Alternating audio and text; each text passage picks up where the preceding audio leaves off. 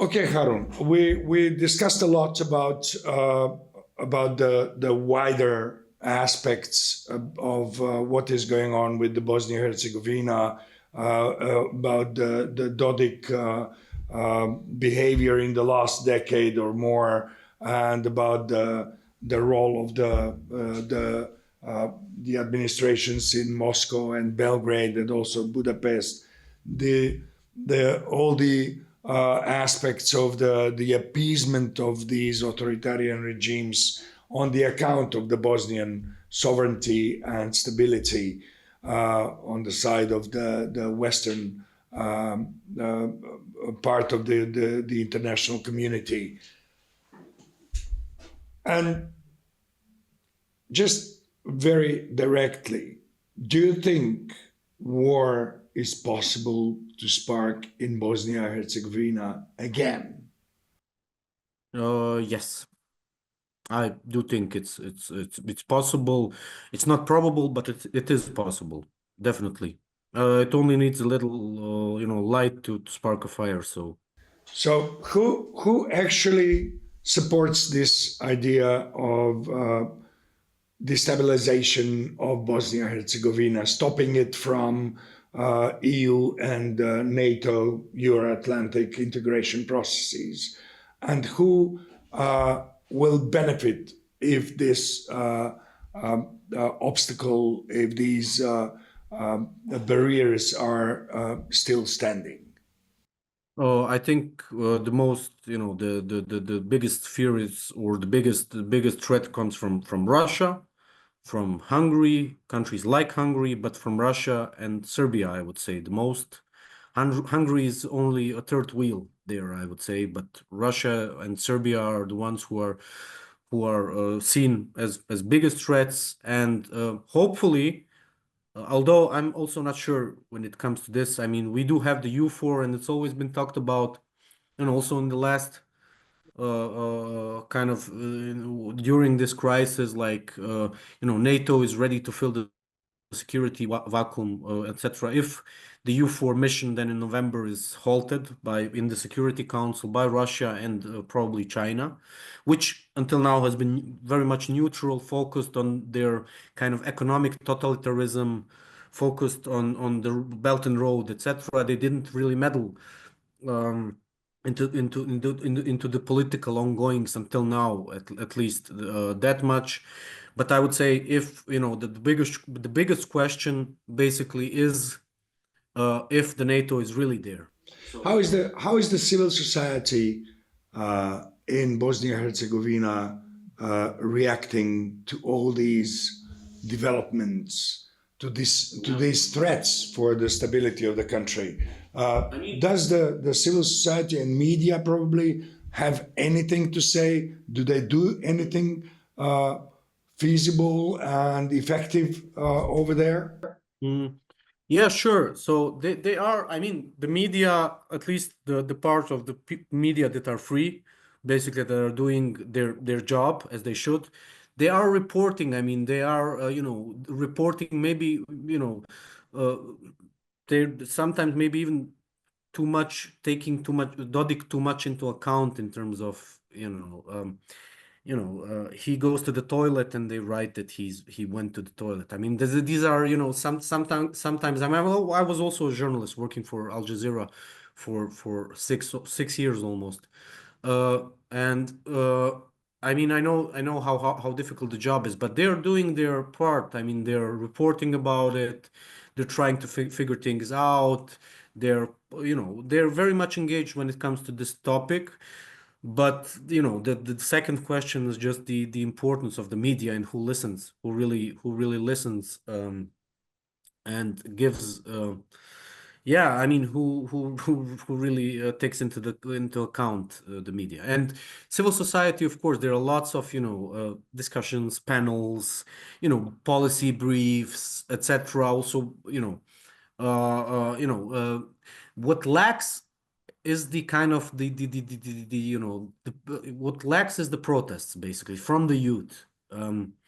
We had protests when the High Rep Schmidt imposed some changes to the election law, at the last during the last elections, municipal, or basically not the general ones, the local elections. So basically, we had protests, but also most of the participants there were basically older generation, the older generation, parts of the older generation who somehow, you have the feeling that the youth has been more kind of focused on themselves, on their careers, on, leaving the country, basically. Brain drain, another huge issue, and no circulation, basically, of the. If you speak to the Western sponsors of the peace and stability in Bosnia and Herzegovina, so to speak, if you speak to the Western community, what would you tell them? What is your message to them, briefly? My message, very 2 points. So first of all, regarding like High Representative Schmidt, who imposed some sanctions also a couple of days ago to Dodik and his companions, like cutting the finances, basically, for the party, for the SNSD party, the Social Democrats, quote unquote, from Milorad Dodik, and Ujedinjena Srpska. This is another party in the coalition in the Republika Srpska, which is backing Dodik. So he cut basically the funding. This is a good step. I mean, it's maybe a bit too late. It's a good step, but if you reckon that only like maybe, I don't know, 5% of the financing, maybe even less, for the parties is coming from the state level, and basically again we're in the situation where basically the Republika Srpska's authorities have to bend to his basically inquiry, or to his impositions. So basically, not a lots of funds will be cut for the parties, because, like I said, from the state level, there's not much money coming in for the financing of the parties. But what I would kind of like to see is for him to force the HDZ to cooperate with the opposition in Republika Srpska, and to have the deal on the state level basically done as soon as possible, and to kind of start doing things at least at the state level where you can, basically. But you have the Croatian Democratic Union, which wants to change the election law, basically, and which kind of leads or blocks the possibility to have a coalition with the opposition in the Republika Srpska on the state level. So this is the first, to try and to not force them, or yeah, even force them to cooperate with the opposition in the Republika Srpska, which is, like I said, kudos to them once again, Yes. because they are giving it. The most parts of the opposition are giving it all at the moment. Well, this is becoming already a very long message. I hope he will listen to it. Yeah, this is the first, and the second is to think about how EUFOR could assist, not meddling into the operation of detaining Dodik, but to assist to, like I said, to secure the perimeter, and to assist the authorities, because after this is done, I think Bosnia could move, and if it's done properly, it could move in a good direction, and we wouldn't need that much help of the international community in the future. So they had their hands, basically. They would have a smaller job here if Dodik is detained, and if this operation, or this is of if the rule of law is respected. Basically, they would have I a hope, lots of easier. They would have an easier job in Bosnia. I hope you're aware that Belgrade and Moscow are not going to let that happen. Yeah, I'm aware, but I mean, it is what it is. It's a matter of having a state or not, of having a sovereignty or not. So no matter what, I think these are not the 90s. So the situation is completely different on various fronts. So I think if there's a risk, every risk should be taken to secure or to get the minimum what is also say progressive forces or Bosnia deserves, basically what the progressive forces want. It's a sovereign country respecting all entities, working together to build a better society, a less corrupt society. I mean, all the people we are talking about are corrupt as hell. So I think it's time to continue and to move those people and to basically to let us breathe. Also in Serbia, I mean, for the 1st May, there were additional protests by the students were announced. So let's see how this will develop.